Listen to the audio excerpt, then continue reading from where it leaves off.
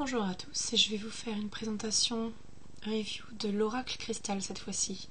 Alors j'espère que j'aurai assez de son parce que j'ai une petite voix en ce moment pour ceux qui suivent sur Facebook.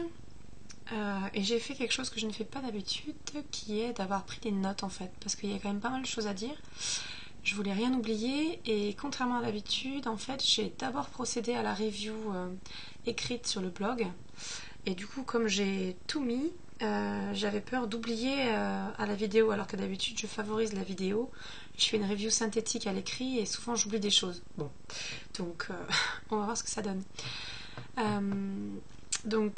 J'ai mis plein de liens d'ailleurs. Je vous conseille vraiment d'aller voir sur le lien qui sera dans la barre en bas, comme d'habitude, du blog, parce qu'il y a aussi les informations pragmatiques, il y a des photos, il y a des renvois vers des reviews d'autres internautes en fait, parce que ce jeu, on s'est mis à en parler un petit peu cet été. Et voilà, on se retrouve tous un peu sur Facebook ou sur le net. Et je me suis dit que c'était intéressant de cumuler. Voilà, en espérant que la gentille personne qui m'a offert ce jeu se reconnaîtra et se lancera aussi pour écrire dessus. Voilà. Donc ça risque d'être un peu long, mais je vais essayer de faire vite. Donc c'est un oracle français très réussi, avec 2 auteurs et une photographe.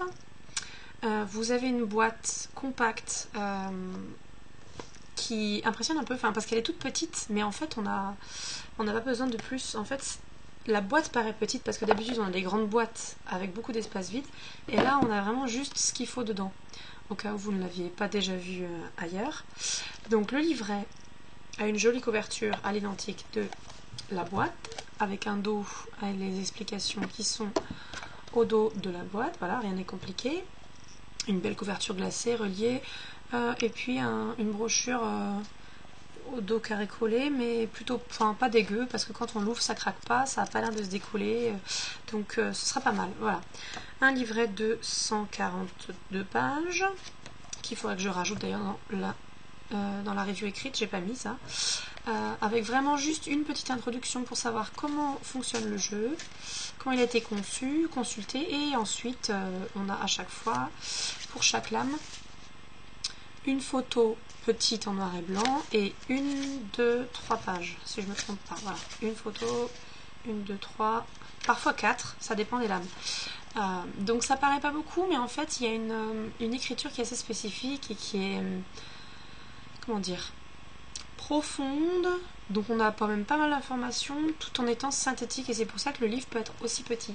Donc il est beaucoup plus gros qu'un livret qu'on a d'habitude là dans un paquet de tarot à la con, mais en fait c'est vrai que comme les cartes et la boîte sont grandes, on a l'impression que c'est tout petit du coup, donc alors qu'en fait non, et c'est que c'est par contraste que ça, enfin moi je sais que ça m'avait surpris un peu, où je me suis dit ah le livre il est tout petit, mais en fait c'est parce que les cartes sont grandes.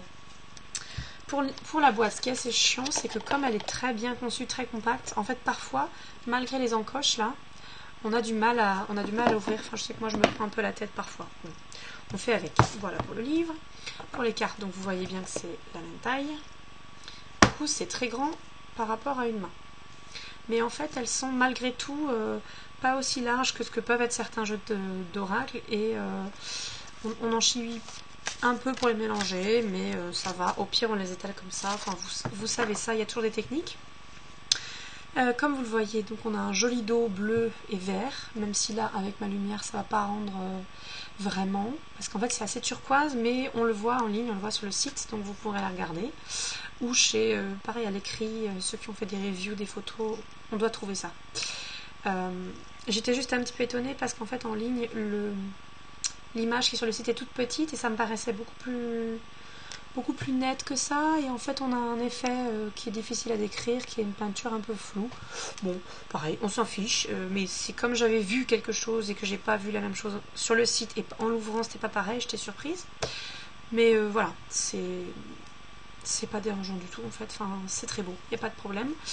Ce qui est étonnant, c'est que souvent on parle de jeux avec des pierres, ça doit être solaire, lumineux, etc. Là on a des couleurs froides, mais malgré tout l'énergie qui s'en dégage n'est pas du tout glacial, je trouve. Je ne saurais pas expliquer pourquoi. Malgré la tranche dorée qui est aussi argentée, qui est à l'opposé du doré, est une couleur froide, mais je sais pas. Quelque chose de sympa. Donc ça, c'est quelque chose qui m'a plu aussi beaucoup. L'originalité du dos et l'originalité de l'argenté. Bon, pareil, peut-être que ma pratique des cartes est restreinte et qu'il y a d'autres jeux qui proposent ce genre de choses, ce genre de couleurs. Mais personnellement, moi, c'est le premier jeu, en fait, qui était comme ça. Donc j'ai apprécié. J'ai énormément apprécié. Et je trouve que c'est original et je trouve que ça va bien avec l'idée du jeu. Bon, ça m'a plu. L'inconvénient par contre des cartes comme ça, c'est que comme pour les cartes à dorure, il faut décoller les cartes une par une. Quand j'ai ouvert le jeu, ça se décollait pas et j'ai vraiment dû prendre à chaque fois comme ça, regarder l'épaisseur et décoller quand il y en avait deux. Ça prend pas non plus trois plombes, hein, mais c'était un petit peu surprenant parce que c'était vraiment très très collé. C'est un des jeux les plus collés que j'ai eu jusqu'ici. Au niveau des lames, ce qui est intéressant, c'est qu'elles sont mates. On n'a pas vraiment de reflet quand on veut les montrer. Et en même temps, c'est impossible de supprimer les reflets quand on fait une impression comme ça. Mais malgré tout, en fait, j'ai l'impression que contrairement à une lame de tarot lambda, même quand elles sont mates, j'ai l'impression qu'elle n'est pas tout à fait laminée. Ou que le dos, lui, est bien laminé, c'est-à-dire qu'il est glacé, il glisse, que la partie qui est ici est un peu rêche. Elle n'est pas protégée par une pellicule en fait. Et comme je l'ai mis dans la review écrite, ce qui me dérange pas mal, c'est que j'ai l'impression du coup que contrairement à la partie du dos, la partie qui est devant boit. Donc ça c'est quelque chose, moi je suis sensible parce que je suis sensitive. Et je remarque souvent, comme pour certains livres, que quand c'est comme ça, si vous avez les mains trop chaudes ou froides mais moites, en fait ça va absorber l'eau, l'humidité que vous avez sur les doigts. Et surtout, c'est très très sensible aux traces. Parce que sur un papier glacé aussi, dès qu'on fait une trace, ça se voit. Mais c'est-à-dire que sur un papier glacé, on peut les nettoyer facilement, ce qui n'est pas le cas quand c'est pas glacé devant, parce que du coup, quand vous allez passer de l'eau ou un chiffon et tout, c'est plus fragile. Bon. Alors je demande à voir l'utilisation, peut-être que je me trompe, mais c'est sujet aux taches de gras, à l'absorption de l'humidité, et ce sera peut-être chiant à nettoyer. J'espère que tout se passera bien au niveau de la qualité. Au niveau du dos, j'y suis, au niveau de la taille des lames, j'y suis, donc on va passer au contenu. Donc le livre, c'est la richesse de ce jeu. Il ne faut pas passer à côté. Contrairement à d'autres jeux, beaucoup trop de jeux qui soient à la fois français ou américains, mais comme on a une majorité de jeux anglophones, j'ai envie de dire, je pense surtout à cela, c'est qu'on a des lames très travaillées et on a un livret qui déçoit parce qu'il n'explique pas tout. Il n'explique pas tout ou on aimerait toujours en avoir plus en fait. Il y a toujours une forme de frustration par rapport à ce qui est disponible dans le livret. Là, il n'est pas très grand, mais vous avez vraiment l'essentiel dedans. Et c'est surtout qu'il y a de la matière. On ne vous remplit pas des symboles. Bon, c'est pas un tarot aussi, il faut dire. Hein, mais pour vous donner un autre exemple, on ne vous donne pas juste les mots-clés traditionnels qu'on retrouve partout, que dans tous les livrets du même auteur, ça va être les mêmes, voire que dans tous les livrets de même éditeur, genre US Games, ça va être les mêmes. C'est souvent en fait on perd de la place, c'est très aéré dans les petits livrets blancs et il y a des choses qui servent à rien et ce qu'on voulait ça n'y est pas. Bon, c'est toujours un petit peu compliqué dans les cartes comme ça. Alors que dans celui-ci, c'est un oracle, il a été conçu de façon spécifique et vous avez un vrai travail d'écriture qui est dedans. Vous avez 3 parties pour chaque lame. Vous avez une partie sens et valeurs, une partie parole intime et une partie ras des pâquerettes. C'est fait en fait pour vous donner un pendant, je le lis devant. Sens et valeurs donne la lecture signifiante de la carte. Cette partie du texte est écrite au masculin par un homme et elle s'adresse au masculin de l'être, en considérant que chaque être a une partie masculine et une partie féminine. Parole intime est une transmission de type médiumique qui est le travail de Delphine Tiercelin. Un message intime et personnel du cristal. Cette partie est écrite au féminin par une femme et parle directement au féminin de l'être. Et en la fin, ras des pâquerettes, une invitation pour la vie quotidienne, une proposition faite aux hommes et aux femmes. Vous avez vraiment 2 choses qui plongent progressivement dans la carte, dans l'intime. Je trouve qu'il y a vraiment une différence d'écriture entre la partie masculine et la partie féminine, sans qu'on sente nécessairement le côté féminin et masculin. La partie masculine est plus neutre au on, la partie féminine souvent s'adresse à nous avec un tu. Mais c'est comme une plongée en fait progressive, la surface, le dessous, et la troisième partie ras des pâquerettes, c'est un peu comme un tremplin, une envolée, une synthèse. Qu'est-ce que vous pouvez faire de cette carte? Quel est le message? Un peu comme on a sur un oracle traditionnel, vous avez le mot-clé et vraiment une synthèse dans le livret. Là, c'est ça. On a vraiment ce côté, ouais, moi je trouve profond du livret, sans en avoir trop. Ce que je trouve très difficile, c'est qu'on vous noie pas, c'est pas un livre quoi, c'est pas un roman, on vous noie pas d'informations, mais vous en avez beaucoup à votre disposition et c'est progressif, c'est doux. Voilà, c'est très très riche comme livret, et le système de la carte qui s'adresse à nous n'est pas factice. On trouve ça chez les jeux américains où on vous fait parler une carte et après seulement on a l'interprétation symbolique. Mais la partie où la carte vous parle, personnellement, parfois je la trouve pas très utile ou je la trouve pas très réussie. Donc c'est toujours pareil, je suis difficile, mais du coup ça tombe un peu en plan. On comprend pas trop. C'est une sorte d'effet de mode. Sur un jeu comme celui-ci, c'est vraiment fait pour s'adresser à vous et vous délivrer le message. Du coup, c'est pas juste une sorte de tic ou de... Je trouve pas le mot. C'est pas un piège, c'est pas grave, je trouve pas le mot. C'est pas juste un procédé comme ça, vide. C'est vraiment conçu de façon précise. C'est voulu par les auteurs comme ça sert l'utilité du jeu, ça sert à entrer dans l'image. Enfin, c'est vraiment complexe et j'ai du mal à trouver les mots aujourd'hui, c'est pas grave. Vous verrez ce que j'en ai écrit sur le site qui est formulé différemment. Maintenant, au niveau de l'utilisation du jeu, c'est assez spécifique. On n'est pas dans un jeu divinatoire, c'est évident. On n'est pas dans un jeu ni divinatoire pour prédire l'avenir, ni dans un jeu divinatoire pour comment dire, recevoir des messages intuitifs ou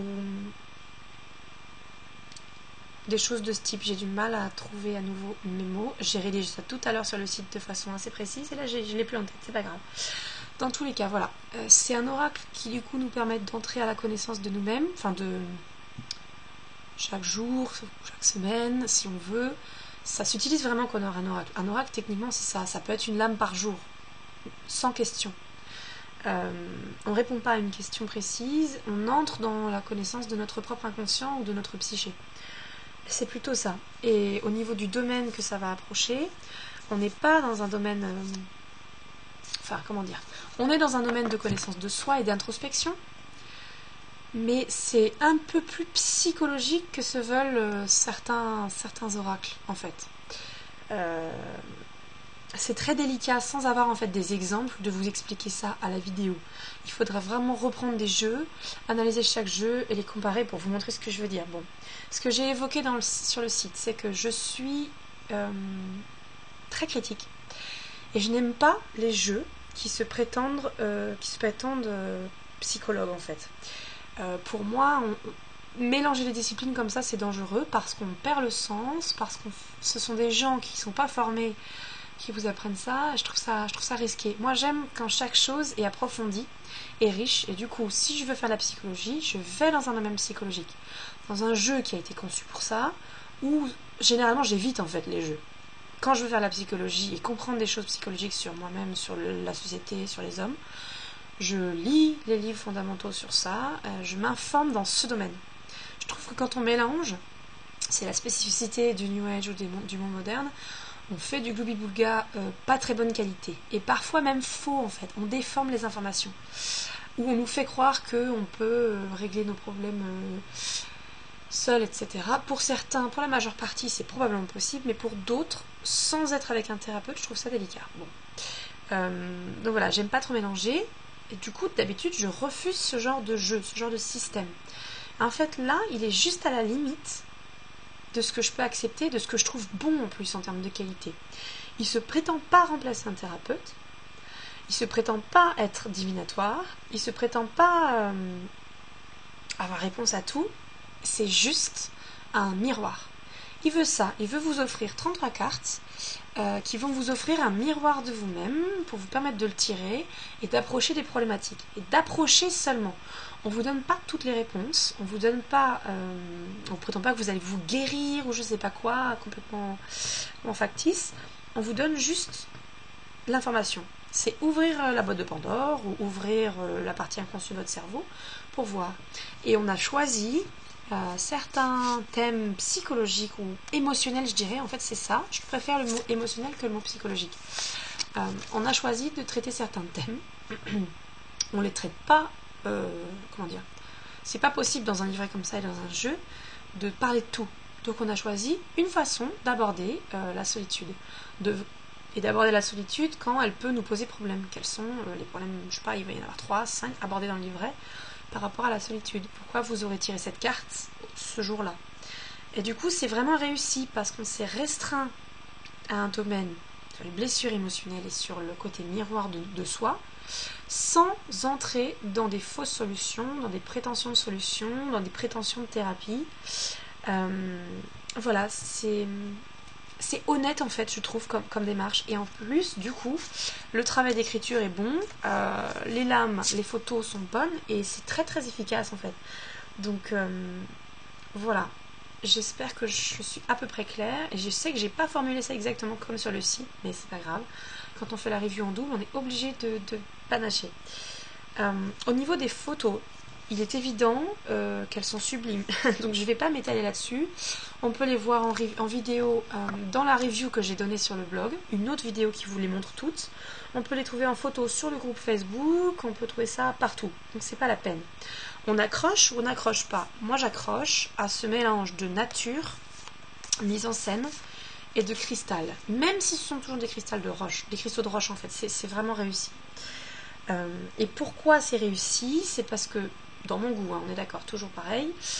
Contrairement à un jeu qui s'appelle, enfin à d'autres jeux qui s'appellent souvent aussi Oracle des cristaux en anglais, en français, bien qu'on vous présente pas en fait toute la famille des cristaux, les améthystes, les citrines, etc., et un message de chaque pierre, je le trouve plus profond.